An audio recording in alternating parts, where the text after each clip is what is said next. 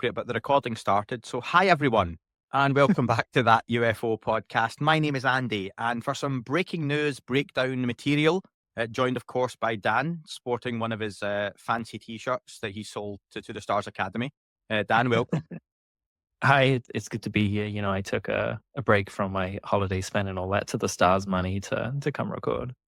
Absolutely. And those T-shirts, Dan, UFOs are real, back in stock, I believe, To the Stars, yeah? I think they are, yeah. But I'm not that. plugging it. They don't give me extra for plugging it, so. There you go. Oh, you don't get any extra? I'll delete that out then, that's fine. So I've got the design now, that's it. Originally, we planned this last week, Dan, with some bits and pieces to talk through. Probably went out the window a little bit with Skywatcher Part 2 being launched last night, and we've got loads of stuff to talk through on that. So we're going to kick off with a little chat around the context and build up to Skywatcher Part 2 coming out. What is Skywatcher Part 2? I hear some people asking, Dan, metaphorically. Skywatcher, Jake Barber and Co., which is a full title, I believe now, I keep saying that. They are an organization that basically is set up, and correct me if I'm wrong, Dan, they plan to summon via multiple methods UAP, UFOs, craft, objects, entities, whatever they may be, out in a particular area where they're based currently. I believe there's been 2 now, and study, collect data, and try and work out what this particular phenomenon is. Jake Barber came out as a helicopter pilot who picked up multiple shaped UAP, UFOs back through his military career. And he's now got this organization up and running. Looks like a lot of stuff's been happening in the background for some time. Fast forward, things have happened and moved pretty quickly with this. We are now in early April, and we've had 2 episodes, and that's probably worth a discussion of what Skywatcher is and what they're looking to do. The second of which was released last night. The first one was a little bit of a here who we are, what we want to do, looked very stylish, very slick. And then the second episode gets into here are some of our initial results, and that's what we're going to get to talking about. Is that right? Is that where you are with it? I think this is a good summary. They should just cut that little bit out and put it on their website. Like, who are we? And it'll just be you, some of them up. Who's this guy with the Scottish accent? Really confusing everyone. So last week on Ross Coulter's reality check show, he had Jake Barber and Matthew Pines both on the show, giving a bit of a preamble of what to expect with Skywatcher Part 2.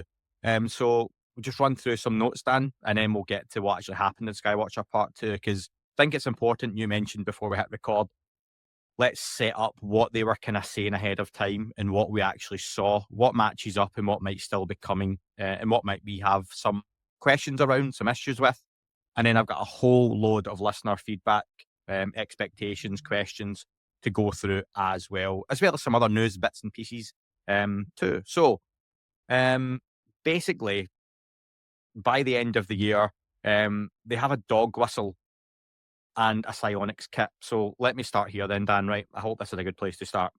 What they've claimed is the Skywatcher group have 2 methods to contact these things, which are still relatively vague, but one is mechanical and one is more mental / using the human mind.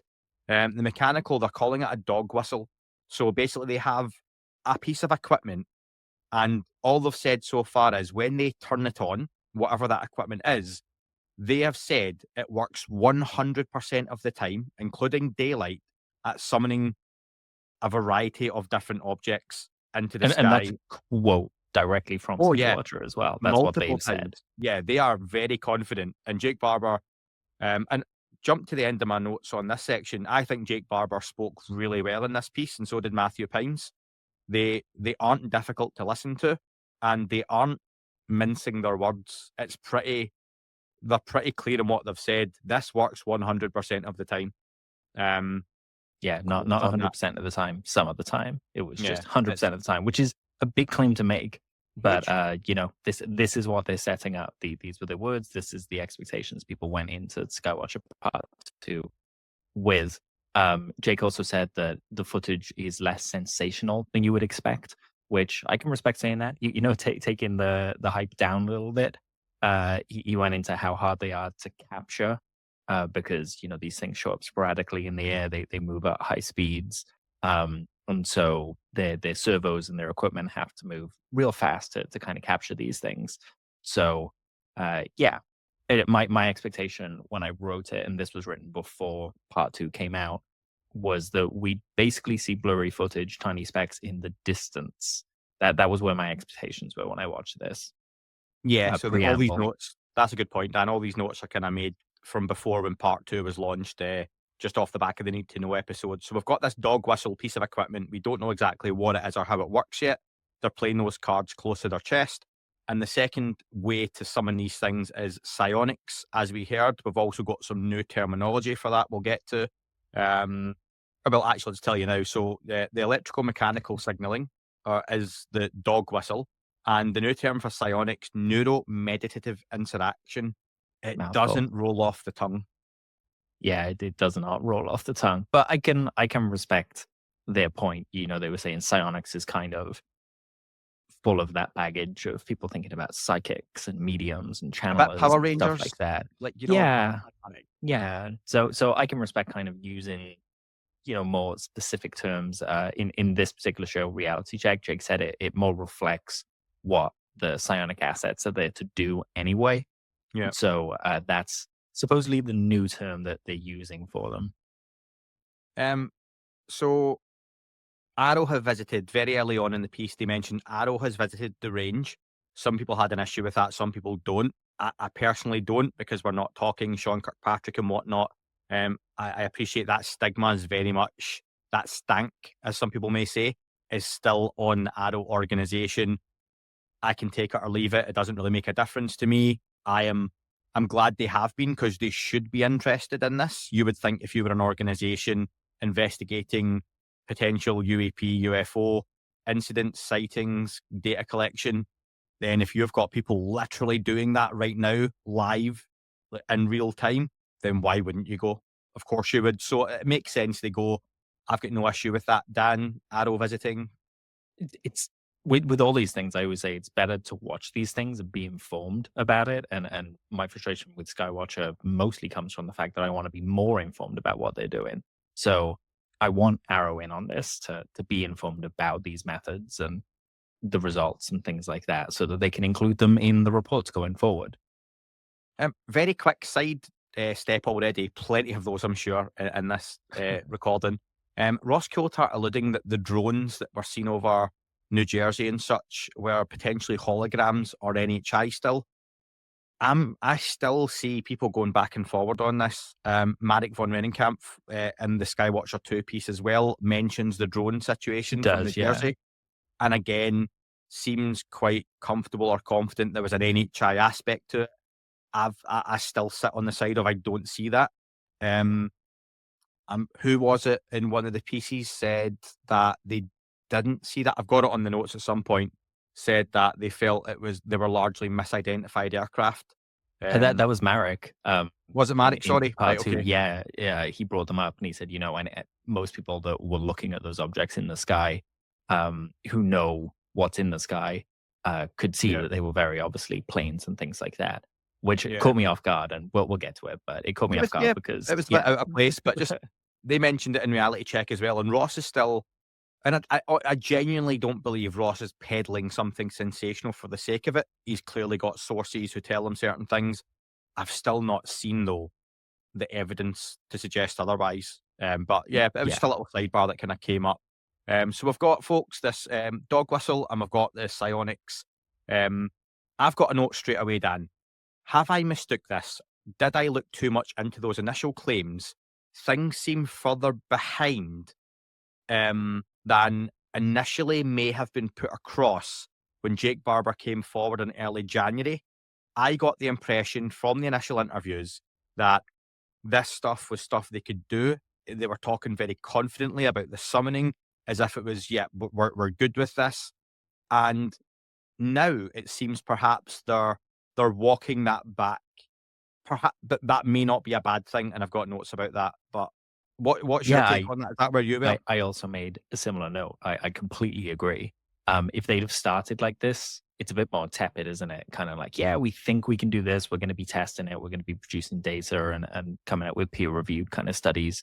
But they didn't. The tease was, Ross said that all hell was going to break loose because of what they'd be releasing with Skywatcher. And Jake, in those segments, you know, the term used was that they have unequivocal proof that we're not alone. And now we're back to, you know, in this, Jake says it's not aliens. We don't know what it is. And it's like, we're kind of, we're moving back now. Okay, so is that deliberate though? And is that a sensible way to go about this? So I'm trying to think sensibly and logically here. If a small group of those were like, we can do this, this works, and it's almost a little bit of a shit, we've got something big here.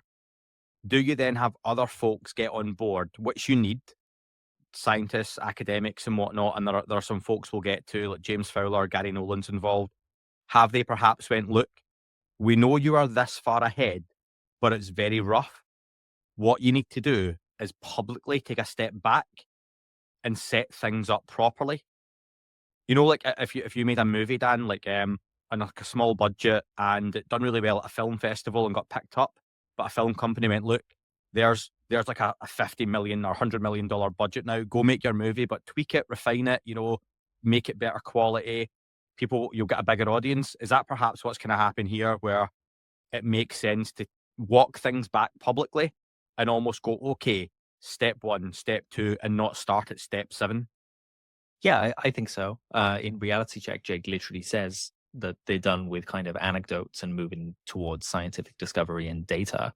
And I think that reset button was definitely hit. It seems, you know, releasing those early bits of footage where people found, you know, one of the things that they said was anomalous was a bird, for example. We need the scientific element in there to kind of get rid of stuff like that. And it's really good. You know, it's a positive for me to kind of downplay it, take a breath, take a step back, and do that step 1, step 2, step 3. And not long after this, and definitely in this episode as well, they were talking about a framework that they were going to release, which is kind of talking about step 1, step 2, step 3. And step 1 was kind of preliminary observations. Step 2 was structured data collection. Step 3 was analysis and hypothesis testing. Step 4 was independent verification and peer review. 5 was public disclosure and review. And 6 was full disclosure and integration. So that, I think that's helpful, not just from their perspective, but also it lets us, when we're looking in, kind of go, okay, where are we in the journey right now? Yeah. Should I be screaming this from the rooftops, or are we kind of tentative, you know? Yeah, it stops a lot of the what's going on, what are you doing? And I get they can't be completely transparent, and there are things they may be doing or using certain methods they're trying to protect. We don't know that the dog whistle isn't some kind of piece of nuclear material which is highly sensitive, that they, you know, and we'll get to discussing that kind of stuff. We don't know that, but there are reasons they are keeping certain things to themselves. But as much as they can be transparent, that would be great. Because again, looking at the context of the whole piece still, people had an issue with this episodic format. Like loads of folks, Discord, you know, on socials, were calling it Skywatcher Ranch, you know, disparagingly, because they're like, oh, here we go. They want a TV show. They want to be famous. They want to do this. Still right now, I don't believe that's the case. I don't know what you think, but I get why some folks look and go, oh, here we go. They're just wanting to make another TV show. Yeah, I can understand both sides of it. For me, this doesn't, it's very different format wise to Skinwalker Ranch, you know, where you kind of have those ad breaks and the recaps, and it almost feels like you get 5 minutes of new footage per episode there. Whereas both episodes of Skywatcher have been interesting to watch, no matter what you think of them.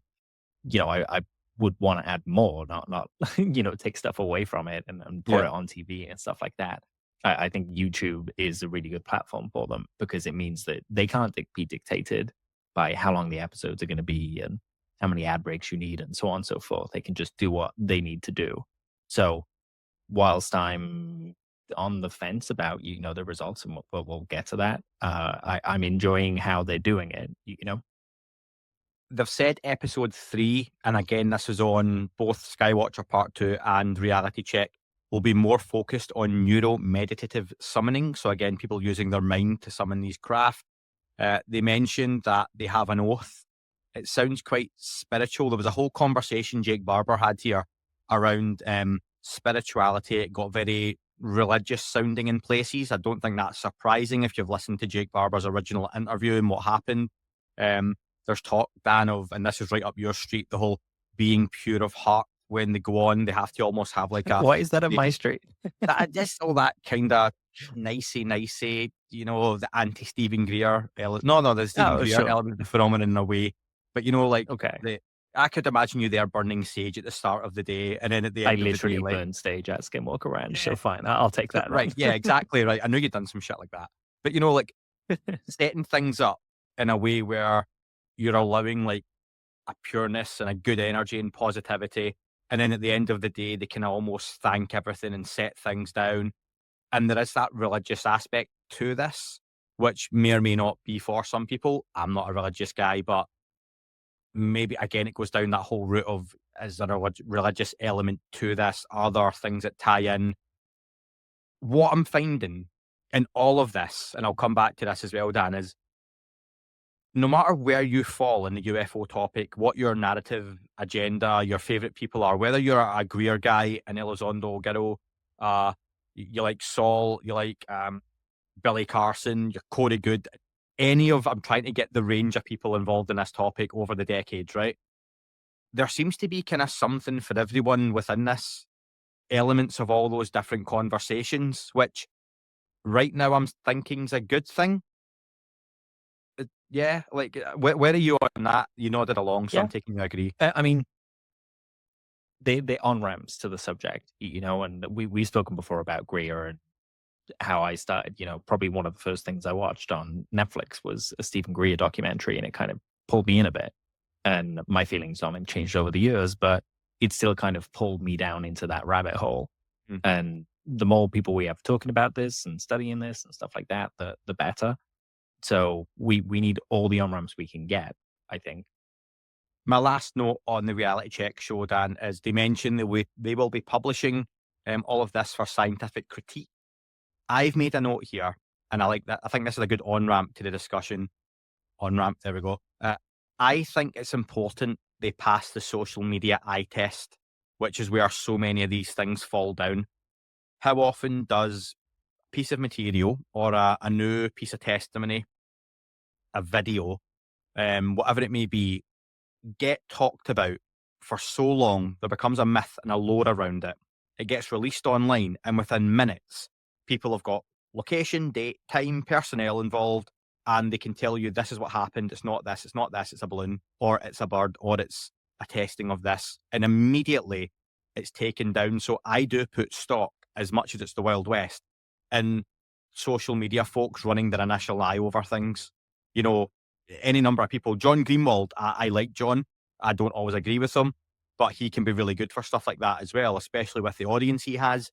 There's any number of folks online that people may look at as, they're just debunkers, but some of them actually are really good with this stuff. Maybe people might not like their tone or how they debunk or how they go about certain things, but I get some of their frustrations. But it can be really good to go, actually, yeah, they're totally right. That's what this is. It's not a UFO. So for me, the social media eye test is really important. Yeah, it's crowdsourcing, isn't it? We had it when Lou Elizondo had a picture in his presentation that turned out to just be like a chandelier reflection in a window. And yeah, within a half hour of social media finding out, people had found where it was, the exact room that it would have been taken from to see it in that way and stuff like that. And it was impressive. And I agree, crowdsourcing is really good. And it's gotten to a point for me where I'm kind of like, you know what? I don't like mixed tone, but he'd probably be pretty good to have out on these excursions with Skywatcher to kind of take the tack that he does and to get rid of those prosaic possibilities, because then we get rid of that kind of belief in what we're doing. As much as we talked about, what we were saying about Sage a second ago, there is an aspect of this where intention seems to matter. And Stephen Greer has been pushing that with his CE5 stuff for years. But if we're going to study it, then we need to study that aspect as well. But Jake in Reality Check literally says the last thing any of us want is to look like fools. So if that's the case, then you need to address everything. And Mick and John and everyone like that, they have so many followers that if you can convince them, you can convince all those people that kind of take that same tact. So I say include them, take them out on these excursions, get them involved in kind of writing these papers and things like that. And I think people would be in for some really interesting results if they included them. They're kind of like our resident skeptics, right? Yeah. Did you have anything else from the reality check episode you wanted to mention just before we go into? Oh, just they set some expectations in terms of the video footage we were going to be seeing. So in this episode, they said that we'd be seeing a Tic Tac video of the Tic Tac coming from 80,000 feet, and also a jellyfish. And they said that it's literally like a jellyfish, electrical surges going up and down the arms, not the same as we've seen before, a mushroom head, but with arms that retract. And then Jake said, this thing looks more like an aquatic creature. It's like purple, maroon, metallic with a mushroom head that contracts and extends and retracts its tentacles. And I thought that was interesting because Sarah Gam said that jellyfish had video the Colbell released had an aquatic life kind of resolution to it. And I was like, well, yeah, maybe, but unless you're going to define the aquatic life, it could be, easy aquatic life, and that kind of played into that for me. So I wanted to be sure to include that. There was also a little bit kind of late on where Jake said that there were 4 pillars for being involved in Skywatcher. And I feel that this is important to highlight just because it speaks to something that makes people skeptical about this effort. He said that the 4 pillars are what we're doing is legal, what we're doing is safe, what we're doing is fun, and what we're doing is profitable. And that's the word that kind of gets people's back up, I think. He made the case that, you can't work full time on this without funding. So you're looking at private partnerships and you're not asking the audience on YouTube for money to do this or whatever. But I think it's fair to highlight that this is something that they want to make money off. Do they want to or need to? Bit of A, bit of B. Like, again, probably they need money to do it. And it's expensive. You can see in the episodes, it's a high level of production. You need the camera people. You need to put them up in hotels, pay for flights, pay for food, buy the equipment. It is an expensive endeavor. But in doing so, they might make a little bit of profit and be able to buy. Someone pointed out that in the episode, most people are wearing $400 sunglasses. And, fair to point it out. I'm not against someone being able to treat themselves if they're putting themselves out there and doing the work and doing the effort. But I think it's important to highlight and just speak to it at the same time. Yeah, no, that's very fair. Again, I'll give them the benefit as well that they can't just do things ad hoc either of, okay, we're in position A, but we now need Dr. Daniel Zetterstrom from Cardiff University, who is an expert in this, to come out.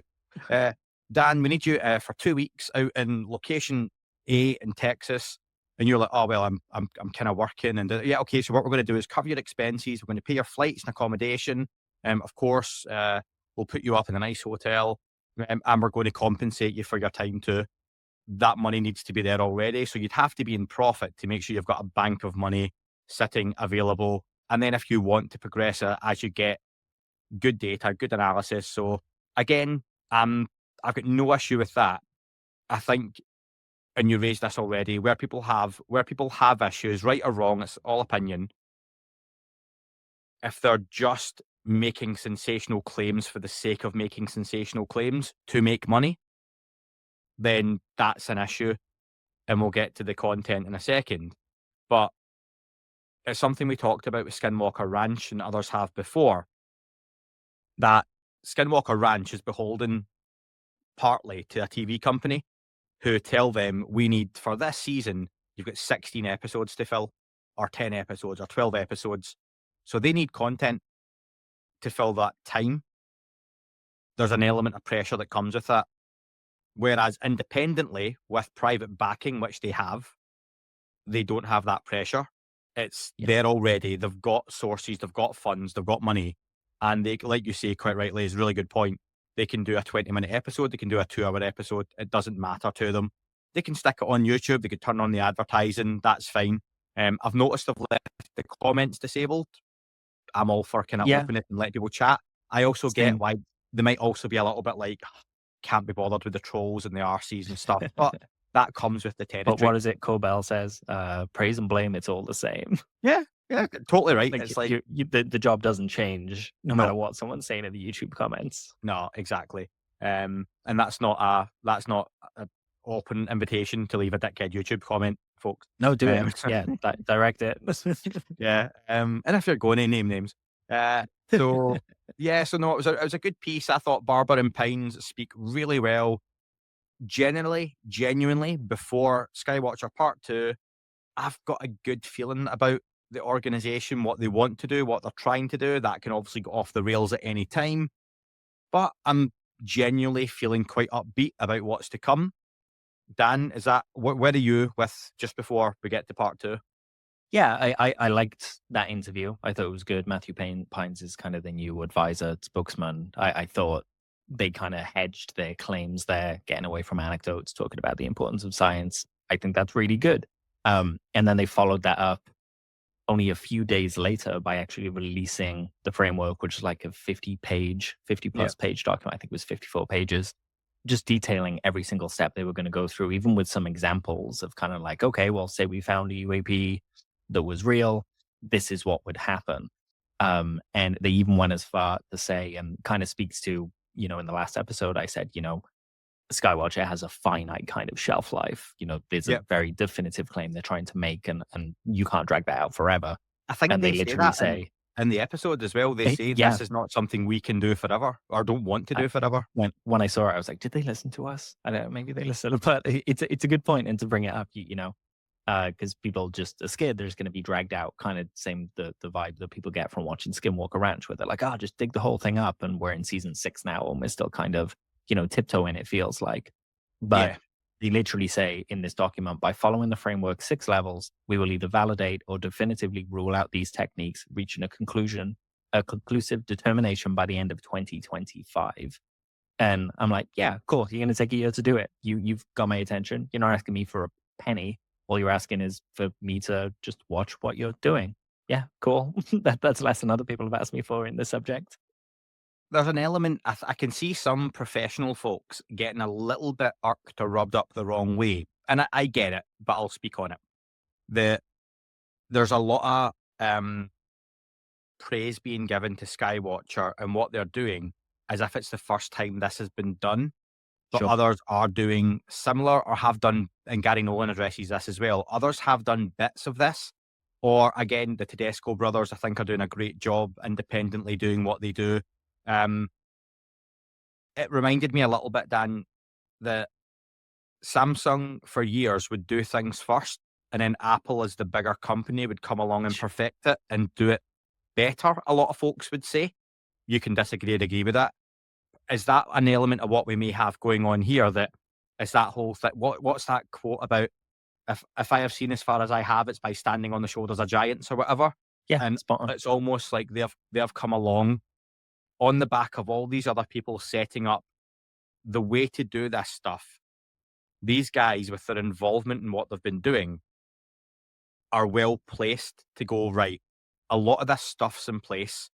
They've got the framework, and we're now going to go and do what other people have tried in bits and pieces, but we have a bit of an advantage because of location, because of background, because of training, because of experience.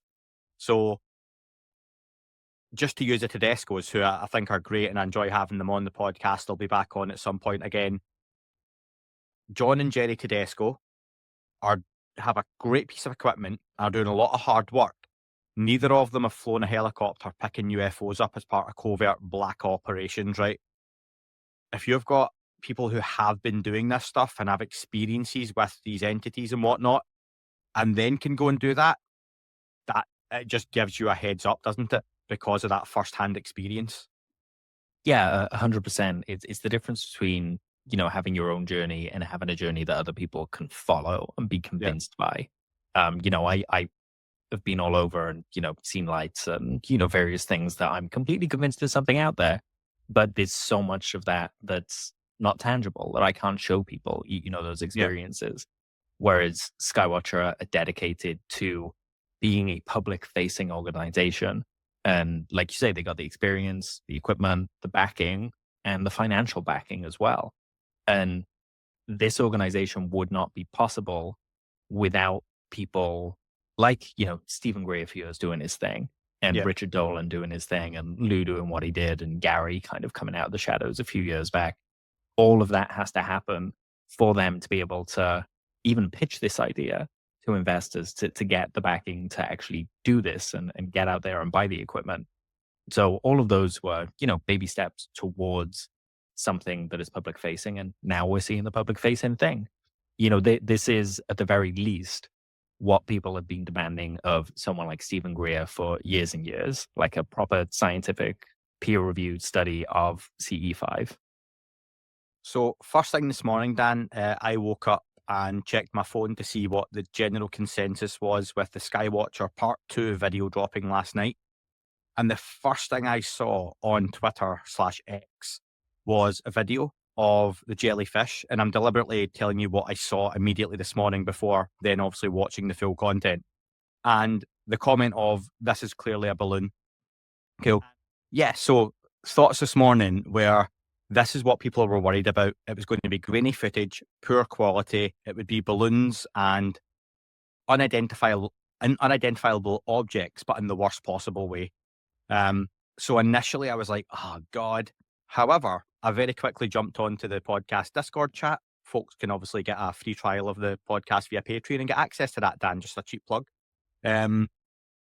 People were pretty upbeat in there, and that can be a very pessimistic bunch. So I was like, quite a positive reaction. I'm going to leave looking at any more, and I'm going to go away and look at it myself and watch the proper video, which I got to do later on. Did you see anything before you watched the video this morning? Or I don't know when you watched it. So I watched it about an hour and a half ago. And what I saw before I watched it, I went to Reddit just to see what was, I always find that people over there, someone will like stabilize the footage or just clip out the bit. And I was like, yeah, I want to see that. So I avoided X. I went to Reddit and I saw that someone had stabilized the footage. That goes to in fact, I can't even remember the guy's name. But yeah, someone stabilized the footage, and it had like on one side it was the footage from the show, then in the corner it was like zoomed in 320% and stabilized, so you could see exactly what you were looking at. And my initial impressions were pretty much the same as yours. Actually, I was just like, oh man, they said they didn't want to look like fools, and here's something that looks really balloony to me. Not saying it is, but that's what it looks at first glance. And then the Tic Tac as well, that little bit of footage of it kind of moving down. I was like, you can't make anything out. The claim was that it was coming from 80,000 feet. There's nothing on screen to tell me that it's being dropped in from 80,000 feet, no radar. So I was like, okay, I'll put it aside until I can watch the whole thing. And yeah, then like an hour and a half ago, I got to watch the whole thing. Important to note, folks, as often we try and do, I haven't discussed a single part of this yet with Dan, whether via text. Before we hit record, this is literally the first time we are talking through this and sharing opinions on it. So started off, we get introduced to James Fowler, who runs the technology team, and we find out he's been putting together a UAP data repository over the last couple of years, Dan. I got the feeling as we go through this that a lot of this has been in motion for some time, and maybe that goes back to what we said earlier, that things seem to have happened really quickly. I think when you look at these things in isolation, Jake Barber became public in January 2025. He then set up Skywatcher, and here we are with episode 2. Yeah, that's fast. Been going on for a while in the background, and we know Jake Barber was speaking background politically as well to figures in Washington and whatnot. So I was happy to hear that there was folks involved in a lot of this. I don't think, and I don't know if this is just me, we have a kind of rough date or timestamp of when episode 2 was filmed or when they put it together. Do we get any idea of that? No, not as far as I saw. Just that it was after episode 1, which I guess was around January. And yeah, before now. And I did notice as well that during the episode, they're not using those new terms that we mentioned, electromechanical signaling and neuromeditative interaction. They were just saying psionic and dog whistle. Which made me think this was maybe a few months ago. Yes. And now it's been, but again, it's high production quality. It's good. It looks good, really slick. So perhaps they've needed the time to put that together. Not that needs to take a long time, but I also understand why they would want to do that. But I guess, even if it was like a recent thing they filmed, they're just used to saying certain things. In this kind of piece, they don't say like the Tetra, the Tic Tac, the Blob. They just say a class 1, a class 2, a class 3. They clearly have a vocabulary between them that's kind of set up already. Yeah. If you don't have it yet, Dan, have you got the class types all listed? I do, yes. Yeah, brilliant. Cool. We'll get to that in a second. They set up that they've got machine calling and psionic calling. I thought there's a very military look to everything on this, including the way they dress, the way they behave, the way they speak. It sets itself apart from TV shows like a Skinwalker Ranch or others. I think that's a good thing, that this looks serious. This looks different. It is, these guys have military backgrounds.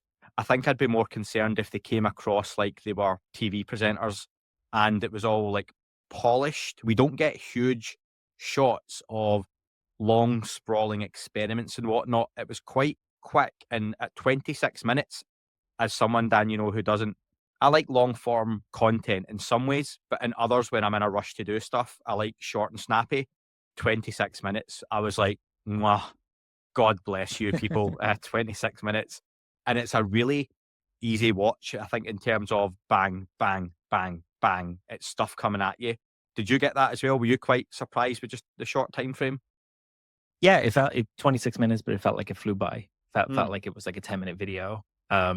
Where even, going back and forth, making notes, I don't think I paused it once. I was just like watching and, almost had to like try and keep up with how much they were saying, as opposed to, with Skinwalker, you'd be fast forwarding through the recaps that happen every ad break and stuff like that.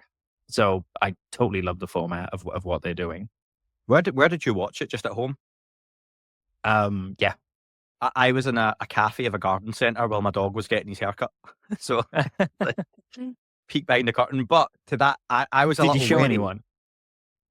It was very early morning. So it was like, but I say that not just to tell you where I was, but it was, what surroundings and setting, and you're in like this cafe and I'm sitting with like a bottle of water and it flew by. It was like, before I knew it, it was done. And it was great because the dog groomer messaged me saying, within 40 minutes, bang, the dog's good. So I was quite pleased with that. And like you, I literally sat on my phone making the notes as I watched it at the same time. And I didn't have to pause and keep going back. So that was really good. They mentioned that they get 3 to 5 different class of UAP each day when turning on the dog whistle. They had mentioned in the reality check episode, they were going to be talking about this aspect of it here. Episode 3 will go into the neuro-linguistic fucking Power Ranger shit, whatever, it's psionic stuff. I've got that in my head now. But and that's right. So here's a lot. Again, I'm going to go all over the place here, Dan. You feel free to do the same. Jake Barber said a few times about kindergarten terminology. Mm-hmm. Keep it simple. Stop changing stuff. Do you know what? Psionics is fine. We get it. Psychically phoning UFOs, right? Whatever you want. Keep it simple. Keep it kindergarten, as he says. Some of the other language isn't kindergarten. And I get maybe for some highfalutin investors and whatnot, intuitive, meditative summoning or whatever might sound more fancy, but just call it what it is. We're still talking about UFOs, aliens, and psychic abilities here. So yeah, you don't need to like say much else. So for me, I was like, just keep the terminology simple. Don't overthink it.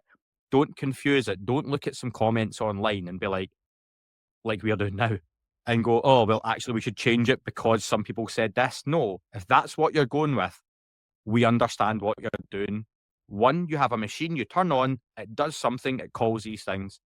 2, you have people who psychically can use mind powers to summon UFOs.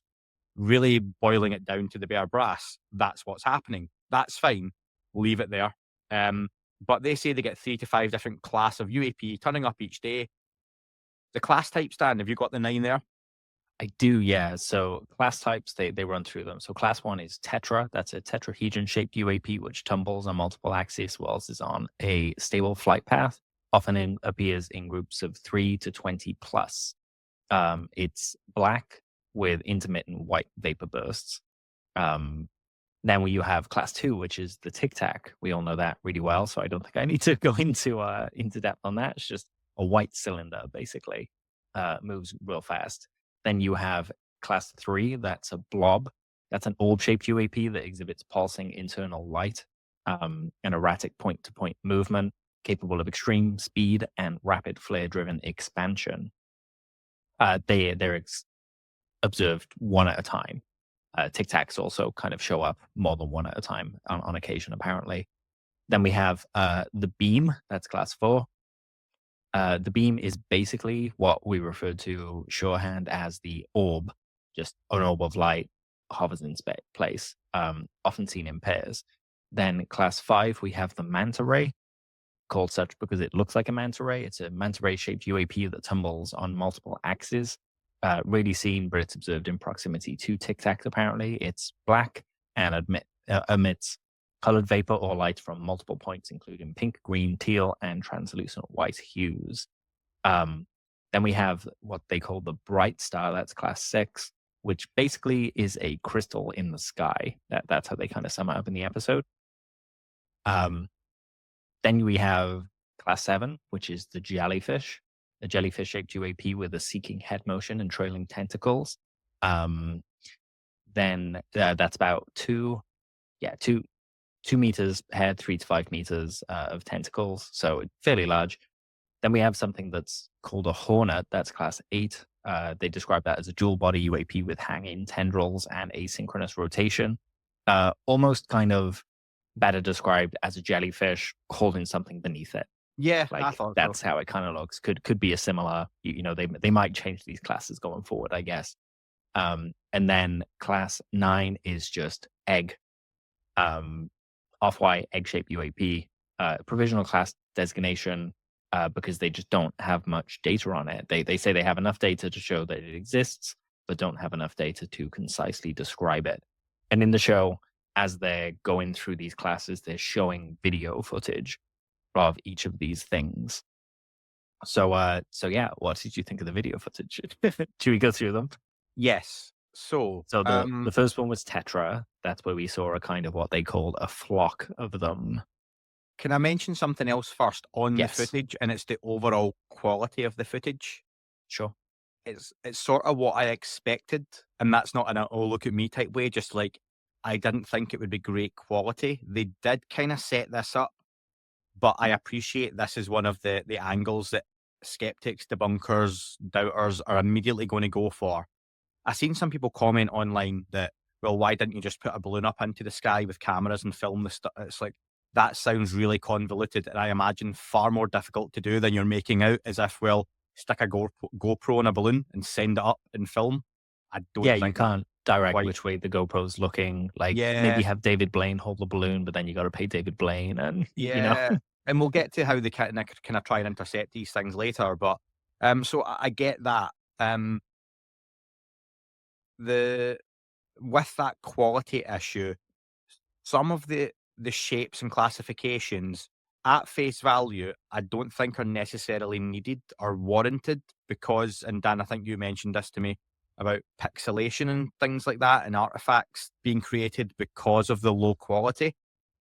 What I am pinning my hopes on, though, going forward, and they do mention, is they have corroborating data from different sensor systems, which is ruling out, and this goes back to my initial thoughts, rules out any of these objects being balloons.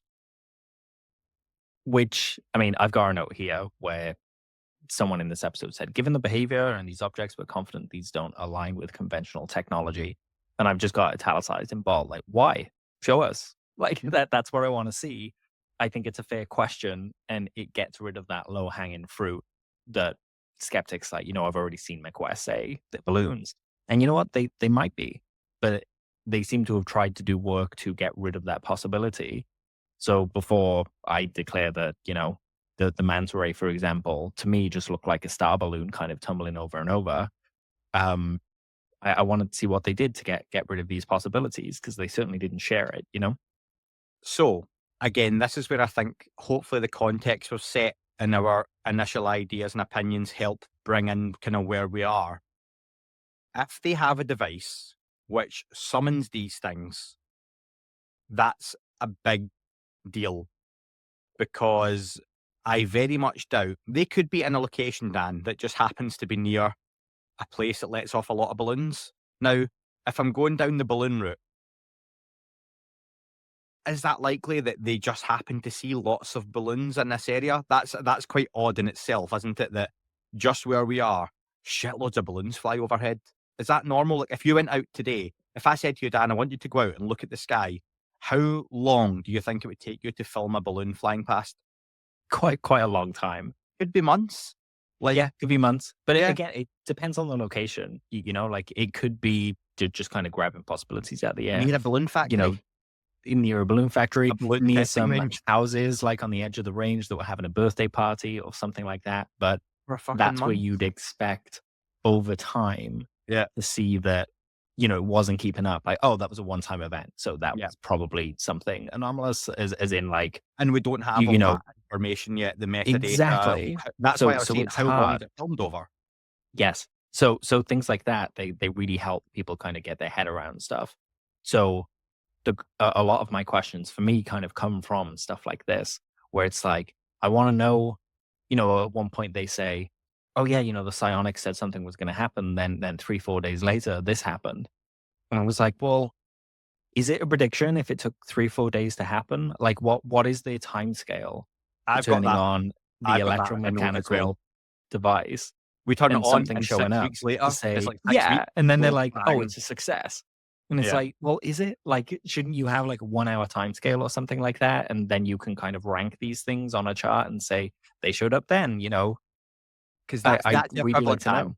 Have you know, in the last week or so, a lot of folks, and this happens all the time, who are going like, there's going to be some big disclosure news in the next couple of weeks. People who say that, and it's like, they can just jump or latch on to anything that comes out. Yeah. And there's been loads of people in different areas of the field that have done that. Okay. It's really, really easy to do because you're not predicting anything. You're just hedging your bets. So, but if they are saying they turn this stuff on and within, realistically, what are you thinking? I'm thinking they turn this on and half an hour for me would be a fair time frame. Yeah, I'd say half hour, because with half hour you could kind of go, oh yeah, it might have been up there, but we didn't see it, and it's just been around. You know, the sky's big. I totally understand the struggle of capturing something if it's far away and you can't see it with your eyes. So I think a half hour is fair. And it could even be like, okay, I've got a little note to speculate what this dog whistle is. I'm guessing it's something that sends out some kind of frequency. And do you have anything on that? So the only thing I have is that, so during the reality check thing, when they mentioned Arrow, I went to the Arrow report because I remembered them mentioning like frequencies, and the Arrow report suggested that a typically reported UAP characteristic was that they would be able to pick up signaling between 1 to 3 gigahertz and 8 to 12 gigahertz. So it could be that Skywatcher's kind of technique is derived from that piece of information. 1 to 3 is going to be a general kind of thing. It could be, 1.6, and they just said, 1 to 3. But I would assume that it's derived from kind of emitting a frequency like that they found them to emit, i.e., pouring up a flare for specific things. Yeah, so that's what I'm landing on at the minute. They turn this on, it sets out a signal. I don't know how any of this stuff may work. And if you get like a bowl of water and you drop a single drop of food dye into the water, without any change, you'll slowly see it move down and spread out.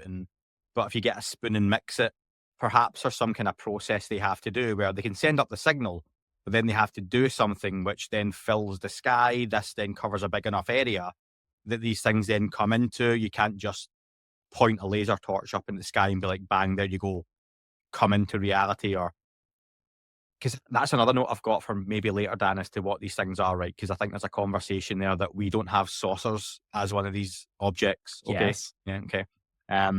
But we'll get to that. I won't jump too far ahead. Okay. Gary Nolan pops up, Dan. Really good to see him involved. And he has stated plenty of times that if he sees they aren't doing anything right or morally right in this, then he will walk away from any association or support.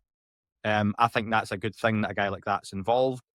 And I imagine there are others who don't necessarily want, with a military alignment, that sort of interaction going on where it's negative. And I know people have brought up the machine gun, for example. I've got a few people mention that. Why do you have it? And Jake Barber kind of addressed that to say that, we're not bringing a knife to a gunfight. That's for a different type of protection. I don't believe they're looking to shoot any of these things. But maybe it sounds to me like if there were adversarial drones technologies involved, there is more protection for them from other stuff. I don't believe they're going full Will Smith punching an alien or slapping Kevin Hart. Yeah, I would agree. With the Gary thing, it was nice to see him in this video, but throughout it, I didn't see him again, on the range with them. So I really want to know how much he's involved, because they use Gary to kind of suggest that he brings an air of legitimacy to this in how they're approaching the science. But then he's not in the rest of the episode, and he's not there with them on a day-to-day basis. Can I tell you why I think that is? Yeah. I think they filmed that when they done the initial part 1 stuff where he is involved and he spent a couple of days with them, which he's talked about. I think he talked about that with me. He spent a few days, and other folks, not just me, but he spent a few days with them, and then all the other stuff's been going on. So they've then taken that from then to say, here we go. That would make sense to me. I might be wrong, but again, we've got no concept of this could have been filmed 5 years ago. We don't know. Yeah, it could have been.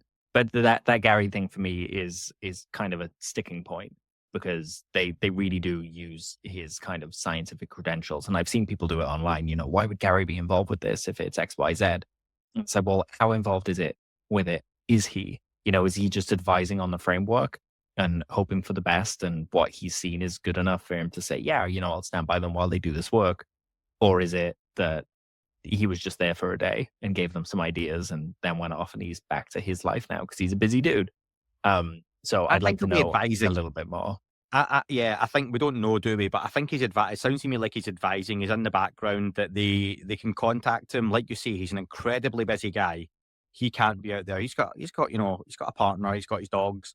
He's got an incredibly busy job and lifestyle, and it's hectic, and he's all over the place. So I imagine it's more, they can call him, they can get advice.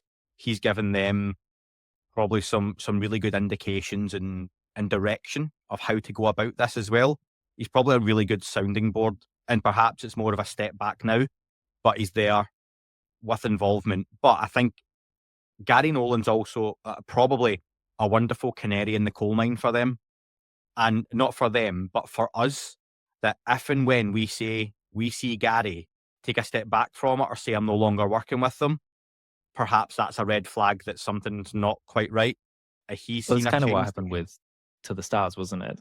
Because Gary was involved with them initially, and then he left, and not everyone kind of tapped out of it. But I've seen a lot of people bring up that point. Well, if Gary kind of walked out of it and they're talking about these materials, then it doesn't speak to highly of their methods. No, so maybe that's one to keep an eye on in future, where people who have a lot of respect, I know I certainly do, Dan, for a Dr. Gary Nolan, a lot of folks online do, I believe you do, that he's a great indicator, isn't he, of if he comes away, then unless they make a statement around why, and he confirms that, it may be a bit of a, but while he's there, I think that's a good thing. Marek von Rennenkamp, journalist for The Hill and other outlets, he is involved in interviewing James Fowler, who we meet earlier. I like this James Fowler guy because he says, I'm no believer, I'm no ufologist, I don't believe in off-planet things. Very skeptical. Did you notice, though, so he says, not spiritual, emotional, it's not about belief. And then the next sentence out of his mouth is, we have what we believe is compelling data on UAP. We believe we're able to dog whistle the UAPs to our location. And I was like, it's kind of a contradiction. I'm not going to go out for it. But I was like, I thought we were getting away from this. But you're also not dealing with skilled presenters and auditors who, it's just normal people speaking in that sense. And that's where maybe you don't have people who are careful enough with their words. Yeah, sure. But hence why, I'm not going to go online and pick holes in him. I was just like, that tickled me. Yeah, no, I know what you mean. No, he mentions there are 3 buckets, essentially, that they want to put this stuff into. kind of homemade US friendly technologies. I believe was the first one. China, US made second. bucket. Yeah, like red bucket. Yeah, blue bucket is the US one, friendlies. China, second one, and then the third of we don't know. And I think that's a great way to frame this early on as well, because you're not going, the third one's alien UFOs, interdimensional beings that we're trying to attract. No, it's we don't know, but it's the stuff we're interested in a little bit. And that can be used in different ways. I think that's where something, for example, like the early Arrow reports or the way Sean Kirkpatrick would talk about the subject would be, well, yeah, 95% of stuff was identified, or we could make a good guess. Yeah, but what about the 5% bucket? And it was almost dismissed. What they can do is go, we don't care about the blue bucket. We don't care about the red bucket. The US may. We can give them that information. But this smaller bucket over here is what really interests us. And that's what we are talking about. That's what people listening and watching this are hoping to find out. So I like that. He mentions about following the data, which is something that I like when I hear people say. It was something Lou Elizondo used to say right back at the beginning as well. Don't listen to me. Don't listen to an organization. Look at the data and look at what results are producing. That's where you have to give your focus and attention. And I think that's what a lot of skeptics, quite rightly, will want to hear. And so should staunch ufologists. No matter how entrenched you are in this topic, you should want to hear people saying stuff like that. We don't know, but we're going to try and work it out and do the work. That is the ideal for me. There's almost like a weird thing, isn't there, in the UFO community where scientists don't want to come study it because of the stigma, but at the same time, when they do, they get attacked for their ideas because they'll propose ideas that people don't agree with. So it's a really like almost violent relationship between science and UFOs when we really need science to kind of dive into this.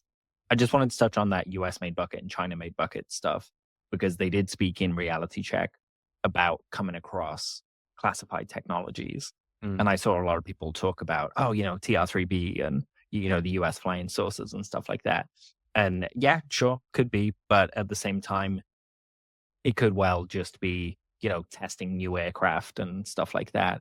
When it comes to the China made bucket, I thought this was a good shout. Tectonics on X pointed out, he says, I believe what they're capturing is CCP China balloons and dirigibles drifting across the continental US via jet streams. So kind of like the Chinese balloon that was shot down a few years back, that these are low-cost things that are released on the regular with plausible deniability. So some of them could be that kind of stuff.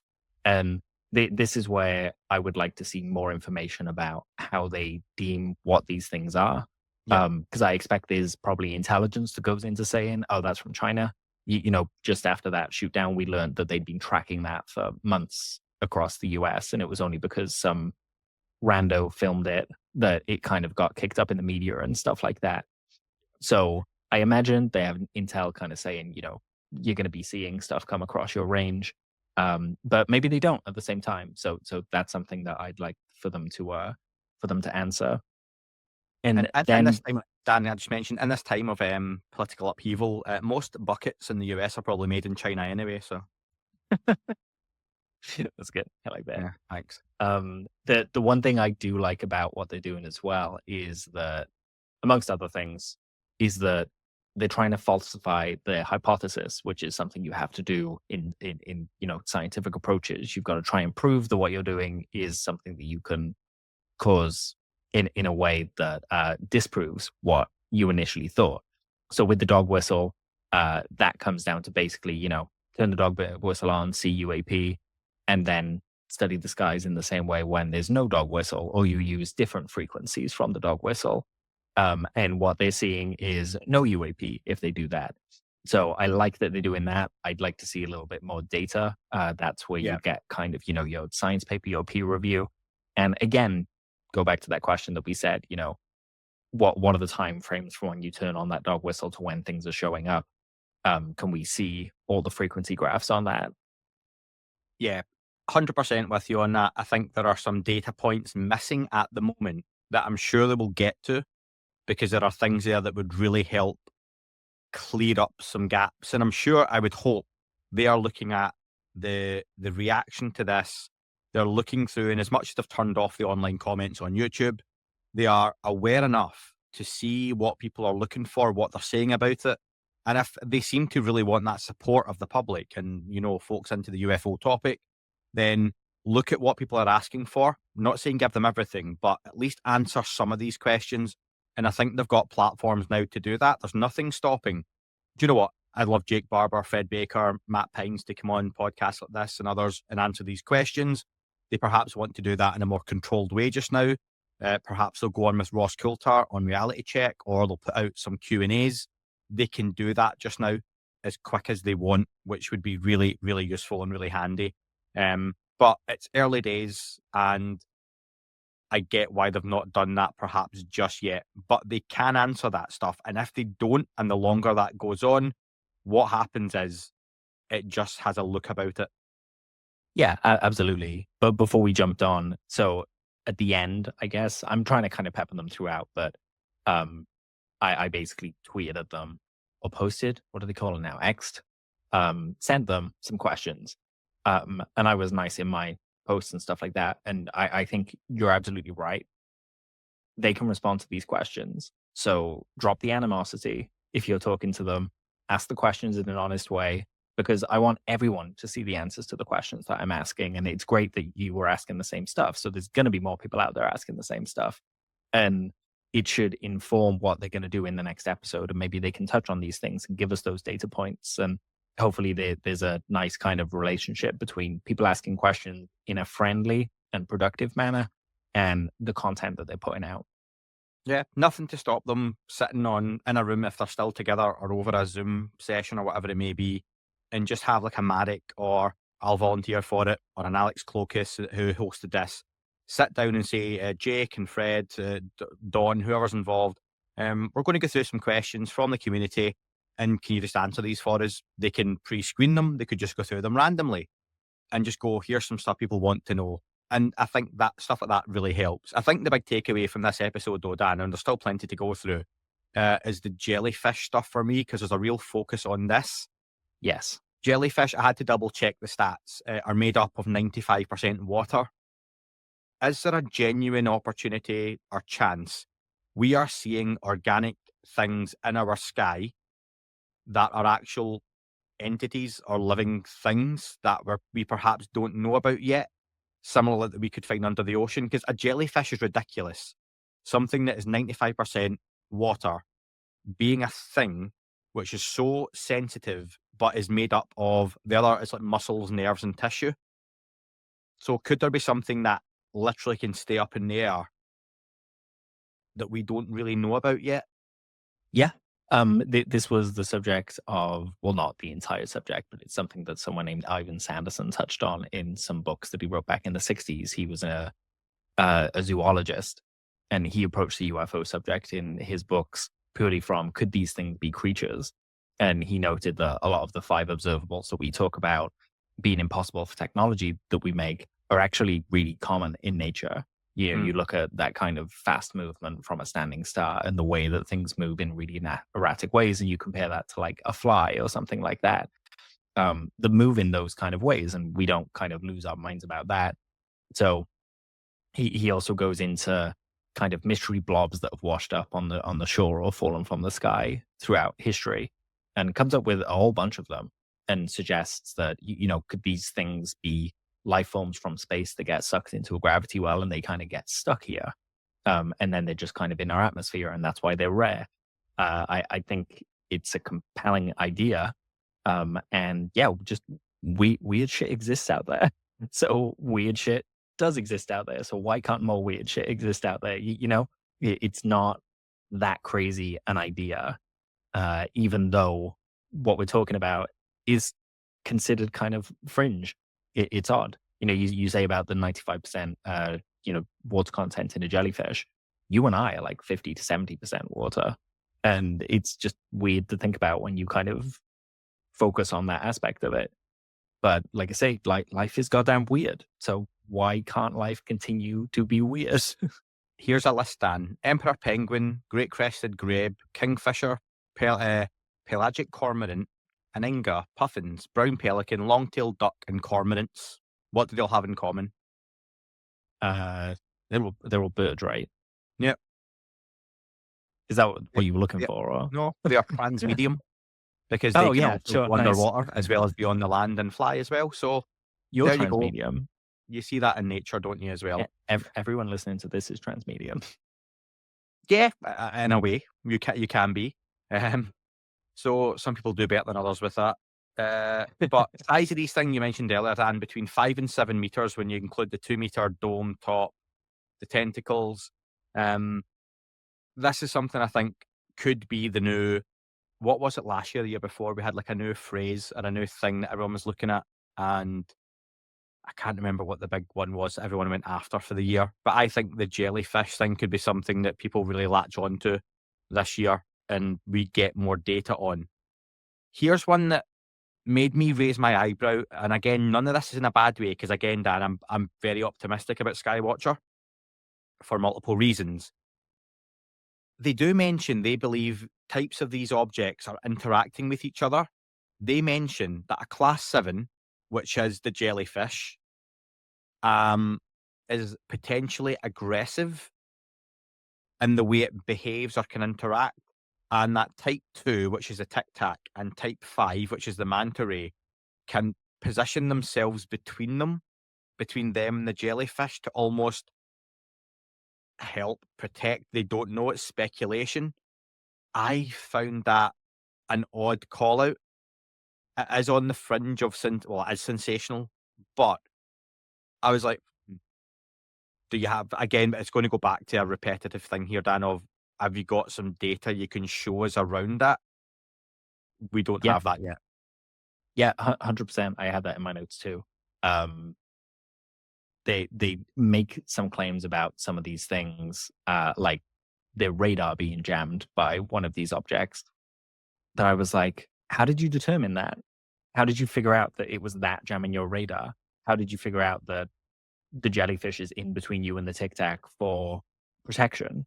Like there seems to be a level of kind of anthropomorphization going on, where they're putting kind of human characteristics onto objects that may or may not have them. And I'd just like to hear a lot more about that kind of stuff. These are a well-trained, intelligent group of people. So we don't just have randoms out there saying this stuff. So for me, it's either they're very, very misunderstood, which is a worry, they're completely lying, or they have data to back this up. And I'm going to give them the benefit of the doubt. They have data to back this stuff up as well. What would help along with that? They do have some cool animations, which I liked. The manta ray 3D render, very similar to a very famous video, Dan. You know, the one online where the pilot's in the aircraft filming in the sky and the object flies past. That manta ray look to it. I imagine it's a similar object. The Roswell craft was also reported by some to be manta ray shaped. I'm not having that, Dan. No, thank you. Still saucer for me. And we still need to go back to that saucer thing. Remind me if I don't bring it up. Sure. What would help, though, I think, were some additional graphs, and this calls out you like to go look at the stabilization stuff, right?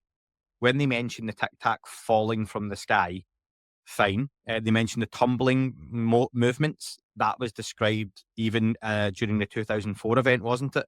Where the object looked like it had been placed inside a glass, like a ping pong ball, and was tumbling above the water, even though it was on the spot. Alex Dietrich described it as like if you were to drop your mobile phone, your rectangular phone, it just bounces around. Like it's really erratic. Yeah. So that ties in. The size of it, 40 feet, ties in with what's been reported previously. But like you say, you can't tell it's tumbling out the sky because we have a blue sky, the tic tac looking object in the sky, and you can't discern movement and stuff from that. Again, I'm presuming they have sensor data. They have, the naked eye could see that. We can't. So they're presenting something to us still at this moment, perhaps some kind of animation along with the data to say, here's what it would have looked like. For example, the gimbal video, people have done the animations to show how it actually travels. Because if you're just watching the video, it looks like the object is there and it's just moving along on its side. Actually, it flies in a loop and you can't see that unless someone animates it for you so you understand what you're looking at. I did read that they were wrong, though, with that, because it's more about like how the thing's flying around the object, even though it is moving. It kind of overemphasized kind of how much it was moving. But yeah, to your point, spot on. Like you need to kind of set the story a bit more. And for me, when you're seeing that tic tac drop down, I need to see the radar reading and the height reducing on the object, and the camera operator also like trying his damnedest to like keep this thing in shot. So you need cameras watching the people controlling the cameras, and also cameras watching the instrumentation. You need that, and you're better than me with a lot of that kind of stuff as well, looking at the actual technical stuff. And then there are people who are multiple levels above you who are really qualified to read this stuff professionally. You need to really bring it into a public level where you can show it to someone like me and be like, this is what this actually means. This is what it's like. So the general public, or people flicking through TikTok or X or Instagram, can catch a 30-second video and go, that's really cool. Because otherwise you're just showing them a point in the sky. They need something to go along with it. Half and half screen, where this is what's actually happening. This is what you're looking at. We had it with the stuff we filmed in Colombia. When I showed the people a video of what we actually filmed, they're just like, it's blobs of light on a screen. But as soon as you give them context of, well, we were here, the mountain's that far away, it's a sheer cliff face, and then you kind of set the context for the clip, then it becomes impressive. So you kind of, you need to show all of that so that people can understand it a bit more. Yeah. Conversely, I had someone I work with sent me a video from South Africa a few weeks ago, and they were like, really cool video, UFO. How weird is this? I'm filming it right now from my balcony. And I was like, what, right now? And they're like, yeah, I literally just filmed it. It's dark outside. And I was like, I'm obviously not there. I was like, is there a hill in the background by any chance? And he's like, no, I don't think so. I've just got to my hotel tonight. Next morning, wakes up. It was a hill, and it was lights from houses on the hill. Sure. And I was like, cool. But I like to think, folks, that's me at least being like, I could have got that video, posted it online, but I was quite confident it looked like just a light on a hill.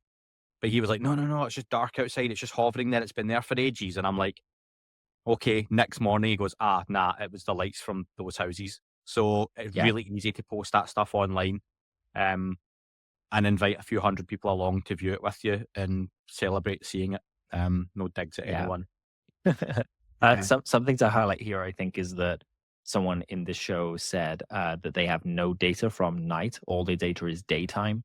And they literally say there are no lights in the sky at night, where you kind of need to squint to see what you want to see. Next to that, I've written, because, the video footage they showed us, you kind of have to squint to see what you want to see. But at the same time, I get what he's saying. Interesting that it's daytime stuff. That they're out there in daytime doing it. Really interesting. And they go on to say that they've had over 300 sorties, which is just an observation of UAP, when they observe it, of their UAP classes. So there's a lot of data that we're not seeing. Potentially not all of them are filmed, but, in this episode, we saw, 9 little video clips, if that. So there's a lot more data there. And apparently that's going to go on their website at skywatcher.ai. And you can kind of go into all the different classifications of UAP, and there are placeholders at the moment for essentially where you'll be able to see like a full analytic report on that class, radio frequency data, radar tracking and signature data, infrared sensor data, and electro-optical captures, which are just videos and and they're coming out in the next few weeks. They say that we're going to release modules on each one over the coming weeks, so people should definitely look out for that. Yeah, which is great. You mentioned the radar jamming stuff, right? Totally with you on that. How did you know it was jamming the radar, etc.? Was it just it malfunctioned, or was it working? And you're saying, it must be that, which that can happen. But again, more interestingly for me, they talked about the helicopter. They sent up a pilot to try and intercept. Was it a Tic Tac? And the helicopter, they said, literally stopped moving, was stuck in place, couldn't go up, down, left, right, and had to come back down, which would be pretty interesting to see. We don't know. Would have been handy to see that. The most we get is a clip from inside the helicopter kind of showing it. And again, I'm not trained to read those panels, so I don't know what I'm looking at. But the only thing I noticed from the clip is when you look out the window, you can see that the helicopter's making progress over land. So I was like, is that just like a trick of the eye? Like, what's going on there? So that's on my question list. Like, can you release more on this? Needs explain. Yeah. that again, there's a thing here though, and I think for both of us, a positive way. We need more data on XYZ, which is fair. Yes. Why don't we see saucers on this, Dan? Here's an aside. So that seems to be a glaring omission in the history of ufology on this list. Why aren't saucers appearing? Saucers just jellyfish with their tentacles pulled in. Mhm. Like I don't know. Like for me, it just made me think though. Like it's a different species. Is the saucer stuff coming from other planets? Yeah, And I mean, this stuff is the interdimensional aspect of whatever this may be. I Just say gonna yeah as if I know. Yeah. But fair point. You know, we've heard time and time again that this, what we call the phenomena, the UFO phenomena, is made up of many, many different things. It's not one thing. Yeah. So these could be little beasties that are being attracted by certain kind of things, just like you could probably set up Like a bug light. When you turn on a bug light and the like flies bug light? come in and Yep. Or keep mosquitoes away. Yep. You can have like these little high pitched things that keep mosquitoes away.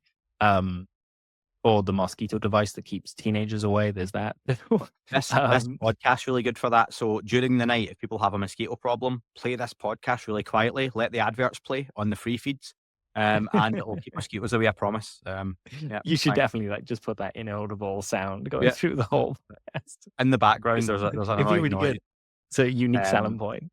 But even like the Nimitz event, some of these famous military events where there's an active presence of this phenomenon, it's not saucers. Yeah. So they don't seem to have an interest, which is intriguing. Yeah. Many possibilities. Could be that whoever's making saucers now makes Tic Tacs. We could talk about Jacques Vallée's kind of hypothesis that whatever it is responding to what we expect to see, and now we're expecting more Tic Tacs, so people are seeing more Tic Tacs and less saucers.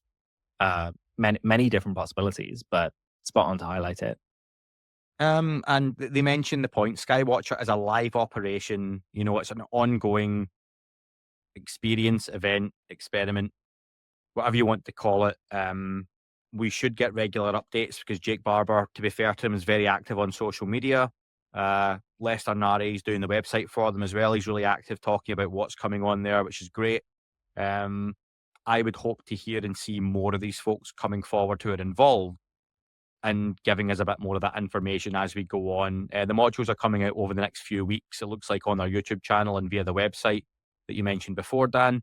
And they've said again, part 3 is about psionics, the team involved and their experience. So we move from what appears to be the mechanical way, the grounded literal nuts and bolts, it sounds like, way of attracting these things, to that woo, the other side of the UFO phenomenon, where people are using their minds and they're psychically connecting, however it may be, neuro, what was it? Something meditation? Neuromeditative interaction, or yeah. So, yeah, that's it. But there's an issue though. That's both of us can't remember that again, and we're talking about it on the episode. Yeah, it's a marketing thing, right? As mundane as it sounds, you need people to remember these things. Cool, remembered it immediately. Yeah. One word, really simple, bang. And I'm all about the simple. So that was. Anything else from part 2 for you, Dan? That was kind of the end of my notes on it. So they say that the psionic assets predicted that certain objects would show, and then they would show up. Interesting, but again brings up those questions of how are they noting their predictions? Are the psionics always making predictions? And that was just one of 5,000 they gave out in a day that was correct. I want to know more nitty gritty on that. They also said that the psionics are out there day and night as well. So I'd love to hear more about, like, are they on shifts? Are they all out all the time? Like, do they fall asleep at all? If you are doing it in the night, how come all your footage is daytime footage? It might just be that they don't find the night stuff compelling. But I'm looking forward to hearing more about that. And they're things that I've kind of put to Skywatcher in, my questions that I've asked them to. Just before we get to listener questions, there's a couple of other news bits I'd like to go through. Then we'll go through listener questions and thoughts. Overall thoughts for you then, Dan, on what they've produced and where they're at, Skywatcher as an organisation. Interesting. I continue to be curious about their efforts. I'm not fully on board in a belief way yet, but I think they're going down the right path, talking about science, holding that up as their kind of North Star, and kind of doing things on their own terms as well. Yeah, I'm still in the same place of I'm optimistic. I think there's some really interesting stuff here. Ross Coulthart said in the reality check piece that, do you realize that this is like one of, if not the biggest discovery in our history? If you guys can pull this off, what you're claiming, and Jake Barber tries to say, look, yeah, we're trying not to look at it that way. That can put a lot of pressure on things, but has to acknowledge, well, it is. This isn't a small thing you are going after. And I don't think it should take much to see the mainstream really latch onto it if they can produce something pretty incredible or sensational, which, given what they're doing, they should do at some point. I'll be wary if in 6 months' time we're still in this same place, Dan, where we're getting some videos and grainy videos, and we're summoning these things and we've recategorized. And for me, I think I'd be seeing an issue that really, I think by September, October, I'm really hoping to see some stuff that we can go, wow. And for me, in the UFO topic right now, modern day, and I mean from 2017, because there was a real fork in the road there. 2017 article, 2023 David Grush, 2025, we could be looking at Skywatcher being that third point on the map of this is where things really kicked up a notch. Yeah, but potentially. I just wanted to kind of say that the Skywatcher as a group, their psionic stuff and their electromechanical stuff, is currently at level 1 and 3, which is structured data collection and analysis and hypothesis testing. So I am totally with you. If that's still where they are in 6 months' time, then questions need to be asked about their efforts. We need to see independent verification now and peer review. They need to put their papers out. They need to let people kind of test this on their own terms. It sounds like, with 300 sorties, that they're kind of at the point where they're confident in what they're saying. So, yeah, I'm eager for them to move into that independent verification and peer review. Here's a question for you. If they tomorrow said, this is what the dog whistle is, and you can buy it from Amazon for $10, it's a cheap pair of equipment, and you can go do it, would you? Yeah. You would? Yeah. Okay. I wasn't sure if you'd be like cautious about like summoning things or. I'm not into Ouija boards and stuff like that. Sure. No, bin that, get that in the bin. I know you're the opposite. I don't like all that kind of stuff. I was until scared in, but yeah. Well, yeah, so you had your stuff. Terrify myself. But for this, I'd be tempted, yeah. Not on my own. Like, I wouldn't go to a field in the middle of the night myself and be like, okay. But middle of the day, plenty of people around. See what happens, yeah. Yeah, that would be an interesting. I do think they need to try and solve the problem, though, of getting better equipment up higher to try and see this stuff, or getting some really good. I saw someone post a thing on X where it was, we can't get good pictures of UAP, utter nonsense, and they've got like a camera on the ground and you can see the point of light in the sky, and they take a really great couple of shots of like a commercial aircraft flying at what must be 30,000-40,000 feet. Sure. And it's a beautiful picture, sunny day, and I'm like, surely you can do this. Maybe, again, this goes back to a conversation we had a few weeks ago.